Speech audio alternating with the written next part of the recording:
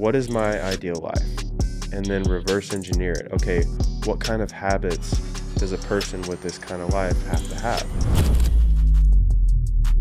What's up, guys? This is the XV Life series with me, Chris Hinckley, and my best friend, business partner, Weston Ritchie over here. We're going to be hitting on topics focusing on mental health, entrepreneurship, business, faith, and everything else in between. Our goal with this was to have structured conversation where we can hit on these topics we feel like everyone needs to hear, because we have a lot of friends that we speak about these topics on a daily basis. So the one I want to talk to Weston about today is the ghost of your past self. What does that mean? I think we all have ghosts.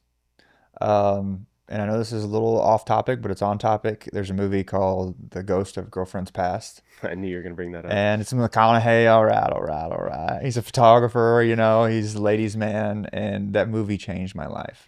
Yep. And he had to see all of his relationships in his past, of how they reacted and responded when he walked out of the room or different things. And it just impacted me. And then it goes through like all of his girlfriends and people he's dated and different things. And then at the end of the movie, it shows a scene where only his best friend's at his funeral. Mm. And it hit me. Like, wait a minute. What if I died today? Would I have someone show up at my funeral? And so, like, my old self is proud of my new self. Mm-hmm. My future self is still pushing me to become my best self. Mm.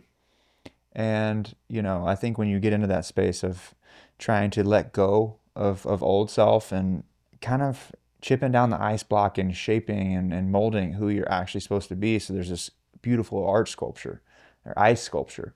I think it takes time. I think it takes grace. I think you have to not only forgive other people, but you got to forgive yourself of where you're actually at. And at the end of the day, you just have to, trust God that the path, even if the path is hard, even if the path is not good, that it's still the right path. And you sometimes have to look at it as a why. You have a left lane, you have a right lane, and you're sitting there at a pitchfork going, which way do I go? I got to go down this hard trench area where it's hard, it's not going to be fun, and I have this easy route, but I'm not going to be happy. Yeah. And one day I took that. Oh, I'm sorry. No, you're good. One day I had to take the hard decision, but I knew if I took the hard decision now, I was going to be happy later. And so I think that was me at a standstill with my past self and my future self. But I had to go through my past self. I had to go through the trenches of all my past self to get to my future self. When you say go through your past self, I think a lot of people think, especially in context of this movie with Matthew McConaughey, you're like detached from your body, you're going through these past experiences and remembering all of these things in real time, like what has actually happened. But when you say go through your past self, like what do you mean by that? When I say go through my past self, like I had to go down to the lowest parts of me, the parts that only God knows about me, the parts I don't want to talk out loud, right? The parts I never forgave myself for. The past of my trauma, my parents' divorce, my heartbreaks, why do I do the things I do, right? You're at a Y at the road for a reason. It's not just there's a left lane and a right lane, it's a why. Yeah. Why am I here? I got to go down this lane, and I had to go through the trenches. I had to go through the barriers. I had to break through the concrete and bust those walls that I've put over my heart for so long. Yeah, you had to face those demons. Yeah, and they were myself. Yeah. I think a lot of people think those demons are their people. No. They're yourself. Yeah. You have to fight that other person. And sometimes this is super dramatic, but you have to die to live. And I had to basically do that in that situation to become who I actually need to be. And God said, hey, I'm going to throw you over here. Trust me. God doesn't just put heavy things on you if you're not strong enough. Mm-hmm. He throws you down there and he creates grit and resilience. And that's the coolest part about, the old self to new self. But Chris, what do you feel about? For me, I think the ghost of my past self, like my biggest demon, and I can speak about it now, is like my depression that I dealt with growing up for so long. I knew my father had it, and I knew that at some point maybe I might be dealing with that, but I didn't understand depression. I had these feelings. I knew it was hard to get out of bed. I knew I was kind of unmotivated. I wasn't very confident. I'd like to be by myself. I would seclude myself. Like these are all tendencies, like I tend to overeat. These are all tendencies of being depressed. And, when you're a kid, you just don't think about those things because you want to have fun. Like you think it's just a part of life and hormones and growing up. And I had to learn and face my demons. I had to go through my past self when I got out of college and became an adult. I mean, I thought I was doing awesome. I graduated college, I got a degree, I, had an awesome GPA, I had a new girlfriend at the time, and I just started my career and I had a really good job. And I thought that I was awesome, but in here I was dying. Right. I was just putting on a face and it was a matter of time. And then COVID hit. And then if anyone remembers that, which I'm sure everyone does, um, that was very difficult for everyone mentally. When you talk about seclusion and forced seclusion, where you can't even go to the gym, when you go outside, you got to wear a mask. You don't even know who these people are. You're walking around. At work, you have to stay inside your cubicle. Like I had no windows, no cell service. So, when you talk about isolation, like that was COVID for a year, and that was the moment where I really realized how I was not okay. And how up here I had a lot of issues to solve and I had to face those demons. So, um, you know, depression caused a lot of other issues, but really my saving grace was fitness and routine. Whenever my mom will tell you, like, whenever I get off my tracks, whenever I get super negative or if I get testy, it's usually because I have a lack of control in my life. And it's because I haven't stuck to the things I know that keep me on that track. So it's some sort of a routine. And it's not like, our life. We don't wake up every day and know exactly what we're going to do. Right now, we're trying to focus on that, but Well, it's because we're home. we have our non-negotiables, We which have, is the track you're talking about. It's like, okay, I know I need to prepare for tomorrow. I think that's recently something that I started doing that I'm oh, like, have okay, to do this that. is great. This is awesome. I don't have to worry when I go to bed. But making sure you try to get some sleep. But even if you don't get sleepy, you're still going to be a gangster, and that requires working hard. We still go to the gym Hmm. 12, 14, 16-hour days. We don't miss. Yeah. You know what I mean? And I think that's getting you time and separation and going to the gym, eating the right food and kind of preparing, the life that you want to live is important, and that's kind of what we're teaching here is just focus on your mental health, make sure you do your physical health, and then step into your entrepreneur space. Yeah. And really, trust God with all three of those things and watch it become something great. Like I get to be your coolest watching testimony of your life. Like I get to see you become the version of yourself for the last 14 years. Yeah. I'm like, ask Weston. He knows. Like it's the coolest project, right? Yeah.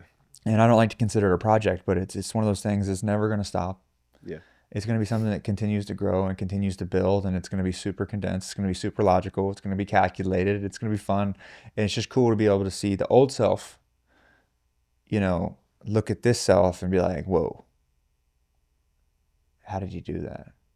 That's what I want. I mean, and I think now the way that I'm able to even take a proactive approach to like having depression, I can't think of the word, but when it pops up out of nowhere and it's just you're really struggling with it that morning. It's one to, yeah, plan out my next day the day before. That removes a lot of anxiety, a lot of like craziness in your head, like we've talked about. Shout out to Austin Cold Iron for helping us finally get on track with that. And Notion. Notion, baby. Plug. But it's really, I have to look at my future self versus my past self now and think about what is my ideal life and then reverse engineer it. Okay, what kind of habits does a person with this kind of life have to have? Because they probably have a lack of time. They probably have more responsibilities, especially if there's more money involved, if there's a family, you name it. Like the list keeps going on.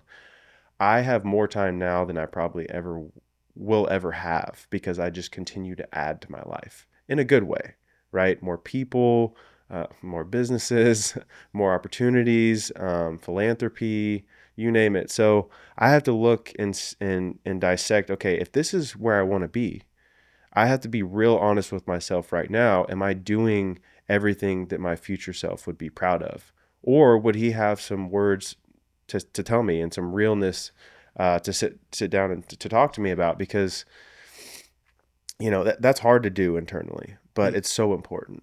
he would say focus Yeah. and no. No. Say no. We Man, have not done a good job at saying no. I feel like I say no a lot. not to where your future self would be telling you. That could be true. Like to where you want to go. It's going to take more sacrifice to different things to get to where you want to go, and then you're going to have a lot more open doors, right? I think that's harder in business than personal life, really, because Unless we make our business our personal life. no. I completely agree with you. We're on the same page. I'm just saying, like, in terms of like a job opportunity, like Alex Ramosi calls it the woman in the red dress. Like, it's very, very tempting. It's a quick money grab. It's a decent paycheck, but it's distracting from the end goal. That's what I'm saying. That's what I mean by saying no. It's like doing Yeah. what we're doing now is what we're supposed to be doing in 5 years. 100%. Like it's the clearest thing I've ever seen, right? Yeah. But you just unlocked something in my brain, by the way. What did I unlock? You unlocked something that I think will change my life for a long time. What's that? You said, what would your future self be doing now? Right? Yeah. But then my brain flipped it in my perspective of, I think the one thing I need to start doing when I get emotional is how would my future self react to my emotional self? Perfect. I want you to think about that for a second. Perfect. Yeah. If I get emotional, right, and I want to be the gangster in the room that's unshakable and the Denzel Washington effect, and in that emotion, when my nervous system's going chaotic, how would my future self react? And that, to me, is what's going to change my life. I love that, bro. So I think a lot of people need to hear that perspective too. I didn't think about that till right now when I'm like, man, my future self, my younger self would be very proud of me how I've reacted now, right? But if I was younger and I could think of what my future self and figure out how I would react there, it's like, man, that probably could have saved me a lot of headache. It saved me a lot of headache because I've had to learn that the hard way in my relationship because, you know, when you live with someone that you've been dating for years, like there's going to be challenges that arise. Like you just spend a lot of time together. But I had to think whenever I get emotional, like you're talking about, whenever I may be a little bit irritated from things outside of the home and I bring them into our conversation, I think to my immediate future self, maybe not like directly in the future of like the husband, father, but more like tomorrow when I wake up, am I going to be disappointed with how I carried this conversation? Right. Or am I going to be proud of how I handled it? That's correctly. Yeah, that's the next level for me, man. Well, it's hard. I love this episode. I know it was kind of like a weird topic at first, but I feel like it flowed exactly the way it needed to, man. Like this is a lot of fun. I needed this episode today. And we both did, yeah. So see y'all in the next one. Stay tuned.